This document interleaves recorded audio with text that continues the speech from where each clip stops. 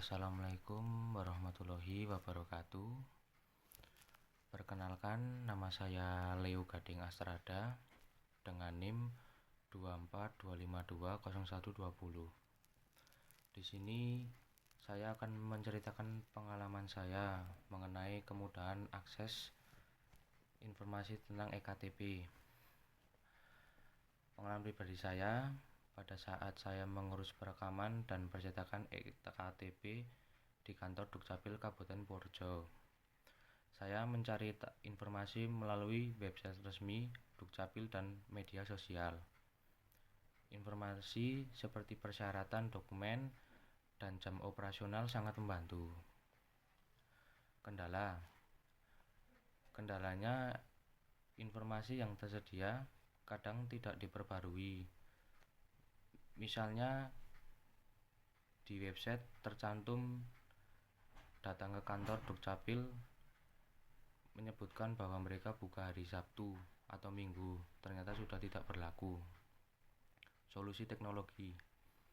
Solusi yang bisa diterapkan adalah aplikasi mobile resmi dari Dukcapil yang selalu diperbarui secara real time dan menyediakan chatbot untuk menjawab pertanyaan dasar pengguna.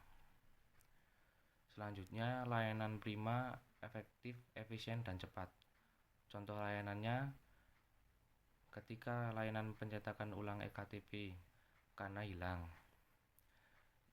yang dilakukan bisa secara online lewat aplikasi Dukcapil online di kabupaten saya, Kabupaten Purworejo. Keberhasilan layanan ini efektif karena saya tidak perlu antre lama dan antre cukup panjang.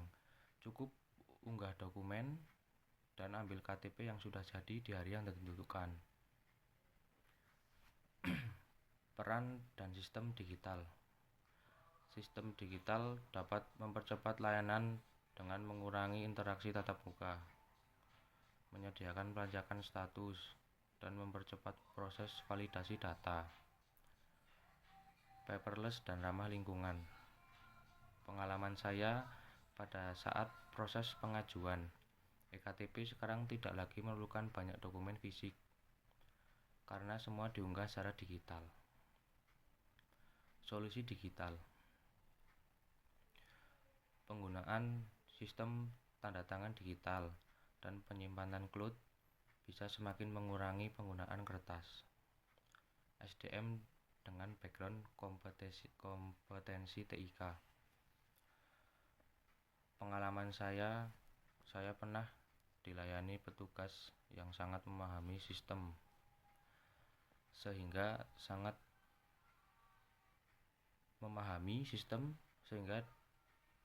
dapat memperbaiki kesalahan data tanpa perlu memproses ulang dari awal. Pentingnya kompetensi TIK. Penting karena petugas dapat menyelesaikan masalah lebih cepat dan meminimalkan antrean. Tantangannya, jika SDM tidak siap, bisa terjadi kesalahan input data atau proses yang lambat meskipun sistem sudah digital. Infrastruktur yang memadai. Pengalaman saya pernah mengakses layanan EKTP online. Pada saat mengakses, saya kesulitan karena website sering down dan aplikasi lambat.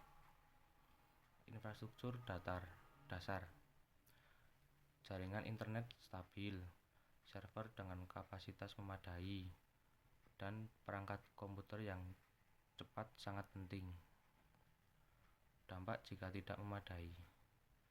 Layanan bisa menjadi lambat, data bisa hilang, dan pengguna jadi enggan menggunakan sistem digital.